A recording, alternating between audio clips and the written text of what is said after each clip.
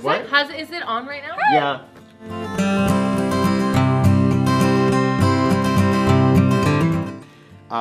Thinking about last year, your favorite weeks without walls. The photography. Photography. Behind the scenes of sport. Ooh, I think that would have to be the architecture one. Photography. Yum. Social action. Nice. You get to go out and do stuff. Yum.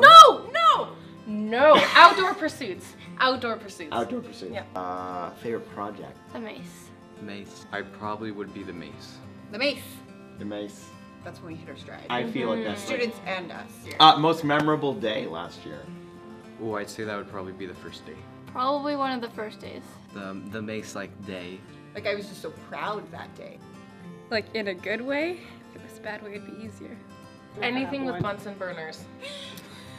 Stresses me right now. Just, yeah. Fire in children. So our final projects, like those 2 days of presentations were Yeah. memorable. Because Yeah. there were some kids that like got up there and Students who were in the shell came out of their shell. Those were memorable. Yeah. for me. Yeah, that's huge. yeah, any moment where they came out of their shell.